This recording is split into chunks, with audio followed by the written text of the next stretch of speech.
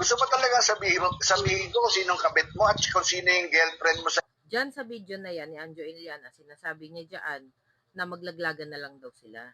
Na pwede niyang pangalanan kung sino yung naging kabit ni Tito Sen. Lilinawin ko lang sa inyo, wala akong politiko na kinakampihan dito. Ito ay base sa prinsipyo ko. Alam ko din na hindi lahat mag-agree sa akin dito. Para sa akin, yung ginagawa ni Anjo Iliana dyan, foul yan. Sinabi ko naman sa mga previous post ko na kapag may target ka, kung sino lang yung kalaban mo, yun lang yung tirahin mo. Kasi yung ganyan na pepersonalin mo isang tao, gawaing mahina yan.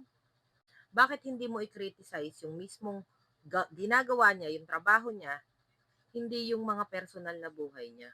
Okay, gets. Posible kasi na pera ng tax natin yan.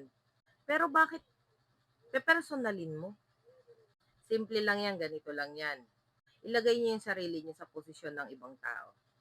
Kayo yung nagtatrabaho, pero ang ginamit sa inyo para pabagsakin kayo, personal na buhay nyo.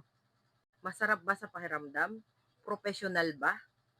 Nasasabi ko to based on experience. Kasi naglilid din talaga ako ng tao.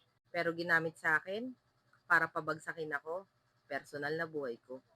Sa trabaho, ang usapan dyan, pera at kung paano ka magtrabaho.